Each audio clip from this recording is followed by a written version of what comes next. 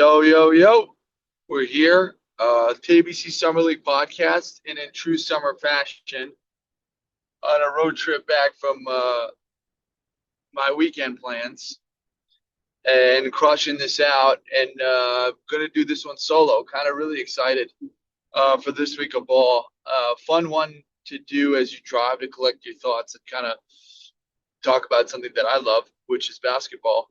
And no basketball do I love more than TABC Summer League. It's funny, my girl tells me like you watch more basketball now than you did during the year where you have the Knicks on that historic one, and I coached, and so I was supposed to be scouting, other teams, which I did for the playoffs, but it was available. But yeah, I'm watching more basketball now, and it's fun. I love TABC basketball.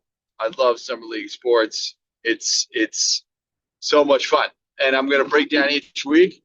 I didn't get a chance to catch every game, but I just about caught every one, and I'm going to break that down. I got new podcasts.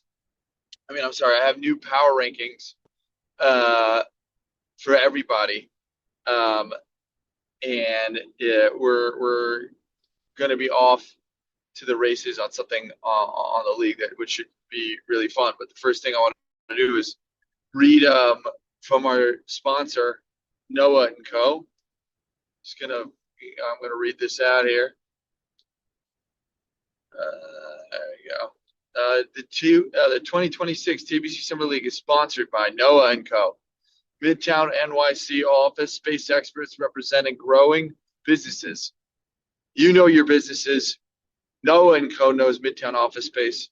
Follow them on Instagram, Noah at Noah Office Spaces, and LinkedIn at Noah and Co. Let's get down to it. The first game that I had was it was actually a very surprising one, where you had the Noah and Co Hawks, who the preseason rankings when I had Stepner and Jack and on the pod, and myself weren't very fair to them. I don't think we were very high on them in the preseason podcast, and we listed all of the reasons that we thought were lack of size, like who's this guy, who's that guy, oh, just picking his family. I don't think we were very fair. As it turns out, Hillel Banash is excellent. He's coming off 4 years at YU, and he's a certified stud. He might have the best ball handling in the league. He could get to the basket. Adam Dietz and him are a great 1-2 punch. And then Dietz's brother, Noah Dietz, he's another Dietz. He's like a mini Dietz. He and as your third is great. And the one that is super underrated that I think that we didn't count into the fact. The thing that we said was like, oh, they have Noah Benamy, but I'm not sure what other size they have. Is there enough size with just one center, pure center, but no real power forward? And what we were wrong in was not realizing that Papa Dietz, Father Dietz, Adam Dietz's dad, is like the perfect power forward. He plays like Horace Grant. He's a perfect classic vintage AC Green, Horace Grant, old school power forward that comes in, hits Spencer Haywood, hits mid-range jump shots, gets some rebounds, makes the extra pass, sets screens, gets fouled, is a good defender. He had like 8 points in this game against the Raptors, and the Raptors on the flip side, we were extremely high going into thinking like, wow, Jordan Hode, he finagled the draft. He was able to manipulate and get great picks, and he got Gutman and his brother and Hilowitz, and what a game. And this game was interesting because what the Hawks did was really made it a faster game. They double teamed Gutman whenever he touched the ball. So the Hawks did not let the shooter shoot. And whenever Gutman got it, Benamy did a really excellent job of getting underneath him, not letting him get position, fighting him. They're friends. They've played in leagues together for a very long time, Noah Benamy and Yehuda Gutman. So they've been in leagues together for a very long time, know each other. And Noah Benamy's just like, I'm not letting you get underneath me. And every time Gutman touched it, there was a double team coming looking to strip him and not make the kick out that easy. And having said that, the Jordan Hode went on a tear down the stretch and hit about 2 to 3 threes, some and ones to cut this game to 2. And Hode during drafting, he took himself, he took Gutman, he took his brother, and then he took Billy Krause. And I'm going to have to call him out because with the game on the line, and they were down by 2, and they fouled, and they needed to get a rebound. And Hillel Bainash probably missed 4 out of 6 free throws down the stretch. He was relatively unclutch in that game in terms of being at the free throw line. But he missed it, and the 2 biggest guys were Gutman and Krause, and they didn't come up with the rebound. And the rebound went right back to the Hawks, who buried 2 free throws, ended the game, went up 4, and that was it. Or went up 3, I guess, hit 1 or 2, and they missed. But you gotta get that rebound if you're Gutman and you're Krause. And you gotta come down and you have Jordan and Gutman and Justin. You have real means of getting a basket down too. So they don't get it, and the Hawks pull through a major. So that was like a welcoming party for this Hawks team where you have Adam Dietz and Bainash. They're you'll see in my power rankings, I actually have gone full circle on these guys and have them as pseudo contenders at this point. I think they're a very good team, and they're going to give a lot of problems to people. I think this is a team that Adam Dietz has been looking for a long time, where he can really be himself and play off another guy that plays similar to him. I think I was wrong in the preseason going, what? Well, look at all this redundancy. You have all this redundancy. Sometimes it's not redundancy when what you have in an assortment of supplies of is talent and skill and things that are good. What do they have in maximum supply? Ball handling, shooting, driving to the basket. Well, having an abundancy isn't a redundancy. So they have an abundancy of that. So that team is really good, and they're going to be tough down the stretch. They're good defensively. Bainash is a great defender. Dietz brothers, and shout out to Papa Dietz for being that Horace Grant piece, that missing glue guy that I think they're missing. I think there's a ton of power forwards that fit this mold that I'm ashamed as a basketball. Brian Grant, I'm ashamed as a basketball historian for not naming more, but he fits the mold. I think maybe because during the 2000s, power forwards then became the premier position. So there wasn't, the centers became more like the complementary piece. So like Vlade Divac became complementary and so on and so forth. Lisco Timberwolves. Speaking about being wrong about a team in the preseason. Lisco Timberwolves. I think I was on record saying they had a right name because they're the least good team. It was the coldest take, I think, of my lifetime. That was an ice cold take. This team picked a great name for them because they play like a wolf pack. They play like a pack of wolves in every aspect of the game. They swarm defensively. 5 guys could guard 5 guys. They move the ball. Every guy on that team gets a chance at scoring. There isn't a go-to scoring options. There's a lot of back cuts, passing the ball, and they're all a family. And you can just tell on the court with their chemistry how much they trust each other, love each other. Obviously, they play like a pack of wolves would hunt, and this was on full effect against the Mavericks team, who I was very high on for their ability and their potential to light it up and get scoring. And they come off a big win in week 1 versus the Jazz, for a preseason favorite. And the Timberwolves just shut down Johnny Levine and Shmoozy Rosen. Yes, Shmoozy got his dunk. But when you're watching the game, they kind of just gave the blueprint on how to guard the Mavs, which we took when we played, and we'll get to that. But Sam Benheim, I think, is an early candidate for Defensive Player of the Year. He is every year. So is Charlie. J-Shap looks like the J-Shap of 2022. Like, he's splashing threes. The Drazen boys are cutting, setting screen, making layups, playing great D. They just swarmed the Mavs, overwhelmed them, held this scoring phenomena team to 32 points. Again, the T-Wolves haven't cracked 45 this year. They don't need to beat you. They could beat you like a cobra, like a pack of wolves. 1,000 cuts slowly, choke you down. They're an amazing defensive team. Like they're every pick they made is in hindsight. When I looked at the draft, I went, wow, there've been years in the past where teams are like, wow, they just don't care. This team cares. They want to win, and they're doing it the right way. And they play beautiful basketball. They really play beautiful basketball. So my hats off goes to the Timberwolves. They dismantled the Mavericks, and they showed a blueprint on how to do it. They took away passing lanes. They swarmed Johnny and Schmoozy on drives. They boxed out. They crashed offensive rebounds. They cut in the paint. They played very, very physical, a very physical brand of basketball. They're older. They got some hockey guys. I think Ari Drazen was a Final Four maker with YU hockey. So any team that goes to play them, and you'll see them in my power rankings, that you got to know, similar to the Hawks, like you better be ready to play against the Timberwolves because they're going to come prepared, ready, and their defense is going to look great. This one, not much to say. A little bit disappointing. Hats off to the Trailblazers getting another win. They took care of business. I think it was without some of the Weinbergers. This is a weird game because there was a lot of subs, and it was a bit of a beatdown. I didn't really watch too much of it. Ellie Sudwards didn't show. I think they were missing someone else. Might have been a bookbinder. And the Blazers took care of business. One of the bright spots of the season, once again for week 2, was Gabe Sklar.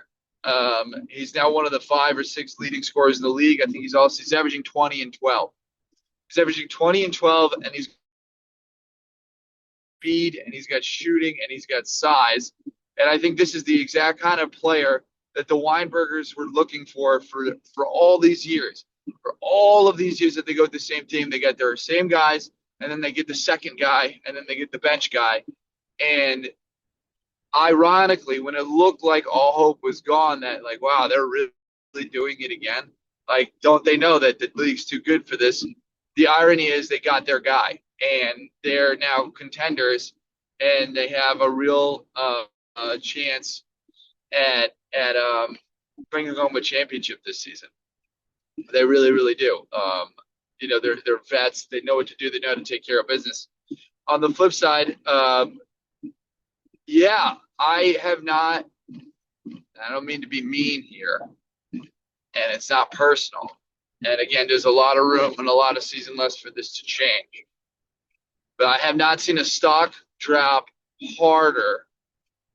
Not even SpaceX, but I've not seen a stock drop harder than Ellie Sudwards. This is a guy that was the MVP last season, and they drafted him. Hold on. I want to pause for a sec. No, I don't want to. I'm going to keep going. This is the guy who was the MVP last season, and they drafted him. And everyone said it's a unanimous good pick. He was one of the best offensive players, one of the best defensive players. 0 for 15 in game 1, and then doesn't show up for game 2. Obviously, there's a lot more season to be had, so this is like early overreaction. I don't think there should be a reaction. At the end of the day, this team, if Sudwards is the player that we believe him to be, which is, when healthy, the best player in the league or one of the best players, then this team is okay. We're going to be okay. They got the pieces with Bookbinder and Benjamin Bookbinder and Gartenberg and Ori Schwartz.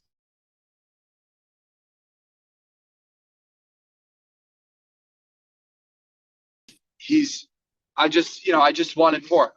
Maybe he had something to go to. And then so for week 3, please bring it, because I think the league is better when a guy like Ellie Sudwards is playing up to the level that we know he's capable of playing at and playing consistently. So we'll move on. Cavs Wizards. This is one, unfortunately, I didn't get to watch that much of. I really wanted to. I gotta give Mikey and Jacob some business here, that please fix the score with the game, because we can't just tune in and see the score is 0-0, and it's just hard to do this and hard to be a fan. At least I like where the camera angle looks. I like watching the games the way that they're presented on the screen. It's beautiful. I like the stats, even though they might be a little bit off, but that doesn't matter. It's just stats, and it's good for them that they found an AI way to make that done easy. I like the social media. I don't like not seeing the score. I do not like seeing the time. I think there's so much potential here for this league to be followed and watched that, and then especially for me who actually, really cares about it and do these podcasts and take the time to do these things. You got to be able to see the score. Having said that, Shlomo Mizels is on a tear. I mean, this is a guy that I think 3 seasons ago, his first one in the league, got put with the two biggest, competitive psychos in the league, and myself and Burry Klein, who are now the arch rivals, I guess is what SJ calls it. But he gets put with that.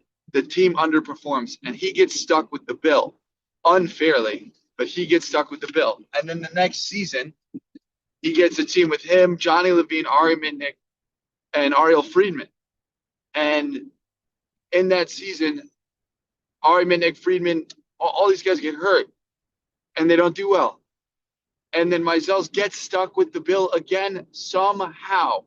Somehow Mizels gets stuck with the bill on that Pistons team where injury subsided them. They would have been a champion. That much talent. And he goes all the way in the 5th round in the next year. Or he's coming off the bench. And is probably one of the more – he had games where he was the most valuable player of the game during that Suns run last year. And was the 3rd best player on that team. And some nights the best. And wins a championship and is awesome. Gets picked up in the 2nd round this year. And it was a great pick. I mean, he's playing amazing. He's averaging 21 points a game. Complete leader. Probably one of the leaders in assists in the league. Gets the ball to the bigs in the right spots. Gets in the paint better than I think any other point guard in the league. Like, he really is in control. I actually want to come here and I might say,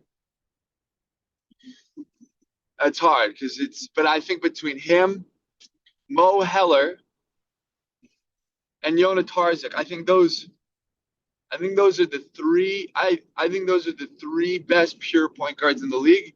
And with the way it's starting off with the Spurs, I'm actually going to go ahead and say that Mizels and Heller are the 2 best pure point guards in the league.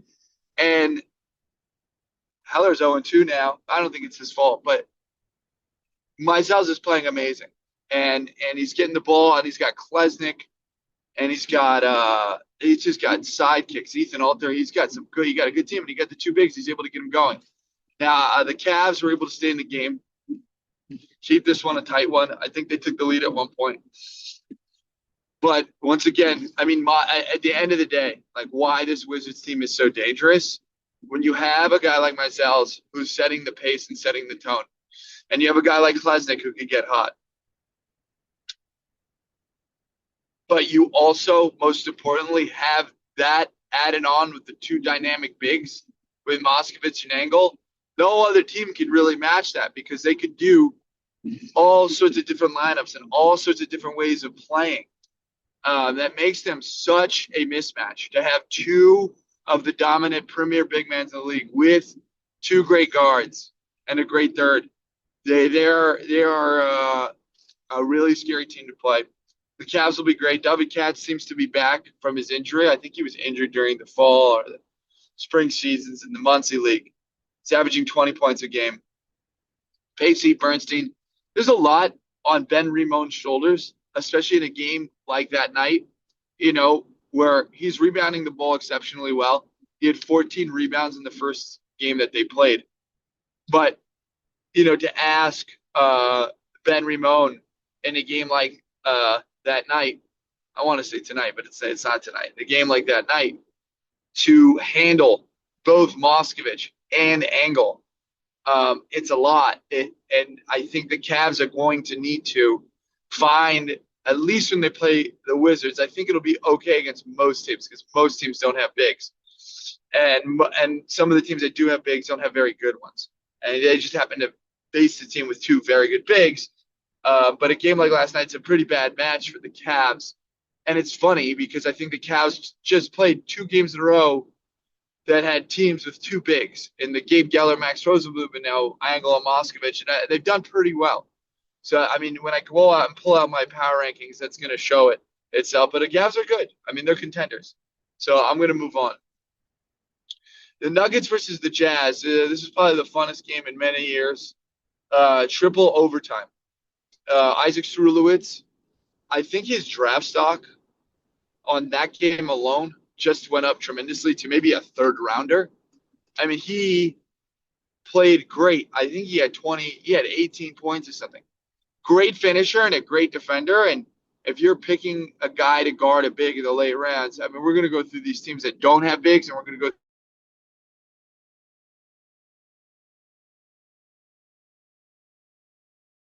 that. He had a great game. Joe Rosen, excellent. But, a disappointing finish for the Nuggets for the second week in a row. And essentially what happened, they go down 4. And Jack Reinhart makes a very uncharacteristic mistake. Jack is like the consummate professional and really like one of the best, smartest. He's probably the smartest, if not one of the smartest basketball minds in the whole league. And I love playing with him. I played with him the other night, and you fall back in love with it because of just how smart, how sharp he is, how much passion he has for the game. It's just so much fun. It's so great to be around. And he calls a timeout when he ran out of timeouts.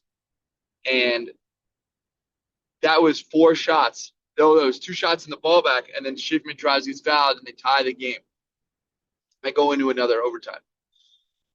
They come down the stretch, and the Nuggets just, for the second week in a row, I think, didn't play it well. They had Matt Reinhart, and I could probably show it if I pulled it up, but I'm driving. I'm not going to do all that. But they had Matt Reinhart double-teamed in the corner. And with no one there to be there, Josh Klein was way too far back. He was by the free throw line extended when he should have been farther up. And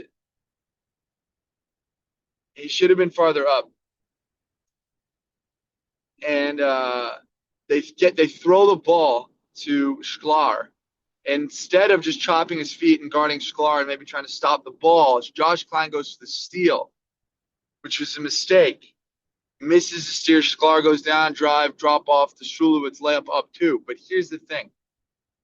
Isaac Schiffman brings the ball, drives, dumps it to Heidemann in no man's land. Heidemann dribbles the ball back, then cuts immediately with the ball, drives out to the free throw line to the corner like he was clearing it, then cut right back to go to the basket, draws a double, kicks out. The corner guy, instead of swinging it to Josh Klein, who was wide open, he takes a dribble, allows the defense to reset a little, throws it to Josh Klein, and 2 guys go to Josh Klein.